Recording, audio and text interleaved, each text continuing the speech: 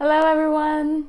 I hope that you're doing amazing wherever you are in the world. My name is Boom Shikha, and I welcome you to my channel. As always, I'm so grateful you're listening, subscribing, and commenting. I really do appreciate the support. In this one, I want to speak to you guys about how isolating it can be sometimes to try and live a healthy life.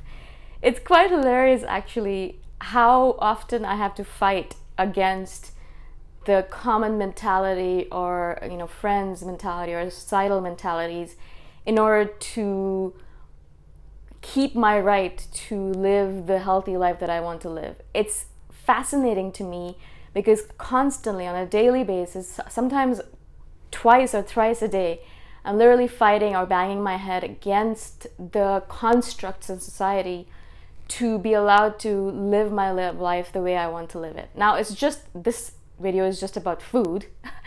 I'm trying to keep it separate, or alcohol or consumption in general. But there's many other ways that I have to fight society in order to want to live life the way I want to live, to be free to do what I want to do.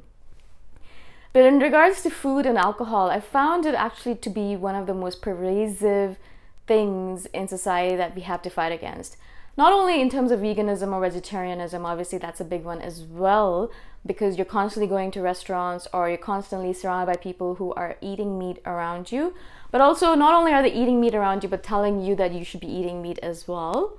So there's that temptation there, or that, that argument that always has to come up, no, I'm fine as I am, things like that. Not that I'm completely 100% vegetarian or vegan at all, but I noticed that there is a strong pressure on human beings nowadays, our humanity, to eat meat. So that's just part of it, and I'm sure a lot of you guys have noticed that as well. But also in relationship to that is the pressure to drink milk in so many different cases. I'm constantly having to talk to the people at restaurants or cafes to ask them to put soy milk or walnut milk or almond, any other kind of milk except cow's milk. And it's very, very hard for them to understand that I don't want cow's milk. And a lot of times they'll end up automatically putting cow's milk into my drinks just because they're so used to it. And so that's again another thing that you have to fight about. It's not a very major fight, but it does come up quite often. And then obviously the other thing about it also has to do with alcohol and alcohol consumption. I stopped drinking alcohol, I would say 10 or 12 years ago, about 10 years ago. The only time I actually have alcohol is maybe once a year when we're toasting with champagne at New Year's or some particular festival, and I'll just take a sip of it. But even now I don't do that anymore because I really don't want to put any alcohol into my body. But in general, I stopped drinking a long time ago because I realized it wasn't doing anything good to me. Actually, it was a very negative lifestyle that I was starting to get into, and it meant that I was foggy all the time. My brain wasn't working at its capacity. My body wasn't feeling the greatest. I was hungover all the time. It was just not the right kind of environment that I wanted to set myself up in. But I noticed that when I first stopped drinking, it was as if I had committed the biggest sin ever, as if I was telling everyone around me that I was rejecting them. They would look at me with eyes of horror and disdain, and they would always to say to me, maybe if you just had a little bit of Coke and rum, it would be fine. It's just a little bit, just a glass. It doesn't make a difference. One glass is not gonna kill you. And so constantly I would always be like, no, I'm not drinking anymore. And they're like, well, is it because of religious reasons? I'm like, no, it's not. It's just I don't want to drink anymore.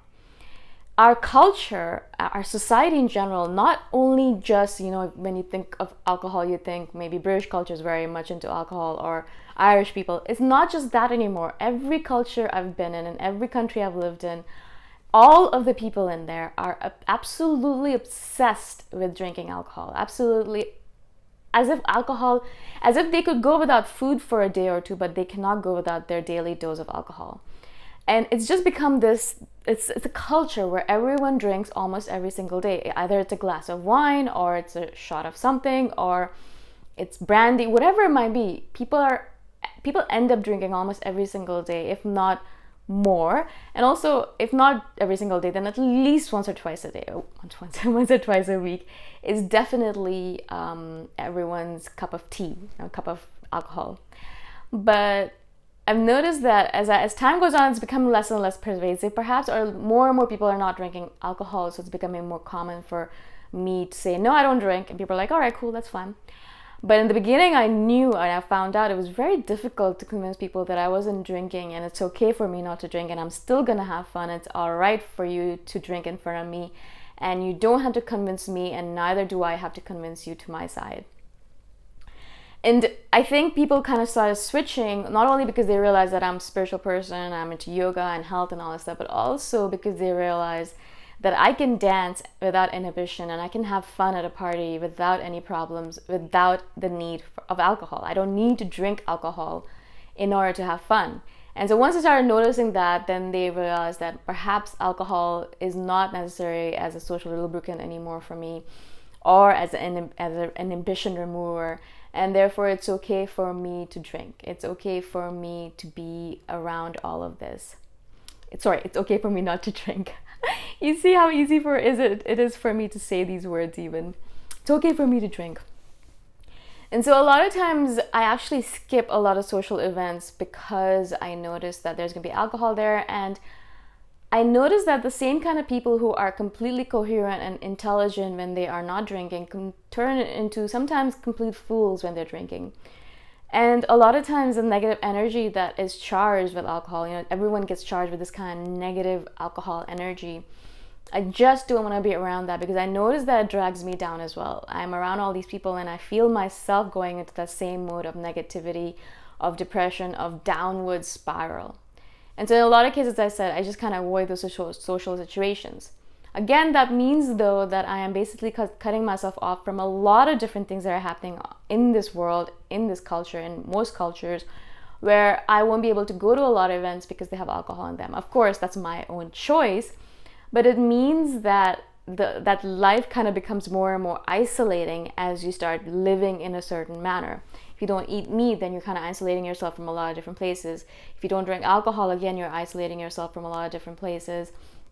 If you don't drink milk, if you don't eat dairy, if you are kind of becoming that kind of person who gets up early and does yoga in the morning, has to go to sleep early, again, you're cutting yourself off from a lot of social events because of that.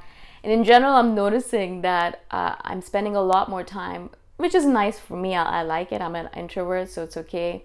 But I do notice that I'm spending a lot of time on my own, by myself, in my own way, because a lot of the events that I would go to are sometimes taking place beyond my bedtime.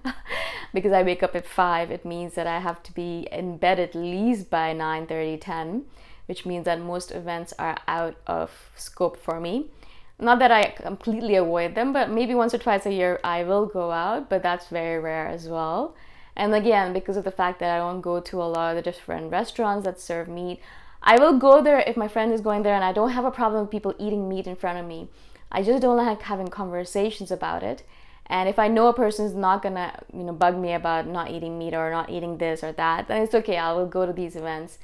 But as time goes on, I am noticing little by little that many things that I'm doing are isolating me.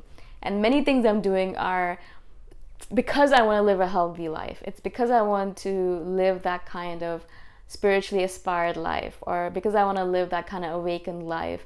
And that means that I'm basically cutting myself off from a lot of non-awake, non-spiritual deeds or events or situations out there. And I did not realize, I had heard that, it can be very isolating to live this kind of lifestyle, but I had never actually experienced it.